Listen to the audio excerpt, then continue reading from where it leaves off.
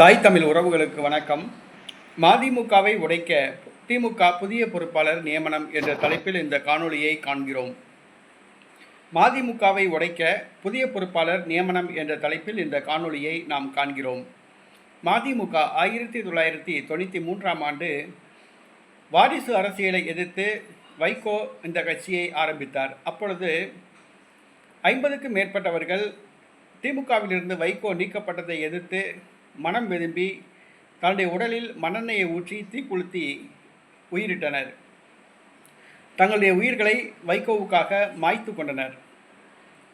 1993ஆம் ஆண்டு அந்த கட்சியை ஆரம்பித்தார். திமுகவுக்கு எதிராக போர்க்கொடி தூக்கினார். 1996ஆம் ஆண்டு நடைபெற்ற தேர்தலில் படுதோல்வி அடைந்தார். 98இல் அதிமுகவுடன் கூட்டணி அமைத்தார். எந்த திமுகவை எதிர்த்து வைகோ கட்சி ஆரம்பித்தாரோ அதே திமுகவோடு 6 ஆண்டுகளில் மீண்டும் கூட்டணி வைத்தார். அதான் பெரிய விஷயம். 50க்கும் மேற்பட்டவர்கள் திமுக செயலை கண்டித்து வைகோவுக்காக உயிரிழந்தார்கள். ஆனால் அவங்க செய்த தியாகத்தை மறந்துட்டு திருப்பி அதே திமுக கிட்ட கூட்டணி வச்சாப்புல தற்பொழுது திமுக கூட்டணியில் உள்ளார். கழுதை தேய்ந்து கட்டெரும்பான கதையாக மதிமுக நிலைமை மாறிவிட்டது. அதற்கு காரணம் வைகோவுடைய சாணக்கியம் இல்லை. வைகோ கிட்ட அரசியல் சாணக்கியம் கிடையாது. எந்த வாரிசு அரசியலை எதிர்த்து அந்த கட்சியை உருவாக்கினாரோ அதே கட்சி தற்பொழுது அந்த கட்சியிலேயே இப்போ வாரிசு அரசியல். அதாவது என்னென்னா, வைகோ தன்னுடைய மகனை மதிமுகவின் வருங்கால தலைவராக நியமித்து விட்டார் என்றே சொல்லலாம். கருணாநிதிக்கு பிறகு மு.க. ஸ்டாலின் முன்னிறுத்தப்படுவதை கண்டித்துதான் வைகோ அந்த கட்சியிலிருந்து வெளியேறினார். இப்பொழுது தனக்கு பின்பு தன்னுடைய மகனையே வைகோ முன்னிறுத்துகிறார். இந்த சூழ்நிலையில் மதிமுக தொண்டர்கள் பலர் வெளியேறிவிட்டனர்.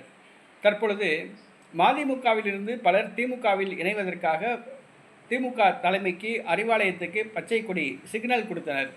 ஆனால் திமுகவோ தன்னுடைய தோழமை கட்சியான மதிமுக தொண்டர்கள் தன்னுடைய திமுகவில் இணைவதை விரும்பவில்லை. தர்ம சங்கடம் ஏற்படும் என்று கருதி காலதாமதம் செய்து வந்தது. இந்த சூழ்நிலையில் மதிமுக திமுக கூட்டணியிலிருந்து வெளியேறுவது உறுதியாகிவிட்டது.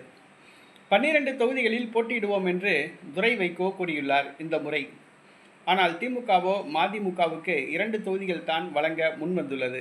இந்த சூழ்நிலையில் அவர் அதிமுக பாஜக கூட்டணியிலும் தமிழக வெற்றி கழக கூட்டணியிலும் வைகோ ரகசிய பேச்சுவார்த்தை நடத்தி வருகிறார். தற்பொழுது மதிமுகவை உடைக்க திமுக தயாராகிவிட்டது. தன்னுடைய கூட்டணியில் வருகிற சட்டசபை தேர்தலில் மதிமுக இருக்காது என்பது ஸ்டாலினுக்கு நன்றாக தெரியும். ஆகவே மதிமுகவை உடைப்பதை தவிர வேறு வழியில்லை என்று முடிவு செய்துள்ளார். அதற்காக மதிமுகவை உடைப்பதற்காக ஒரு பொறுப்பாளரை நியமித்துள்ளார். அவர் வேறு யாரும் இல்லை, செந்தில் பாலாஜி. செந்தில் பாலாஜியிடம் அந்த பொறுப்பு ஒப்படைக்கப்பட்டுள்ளது.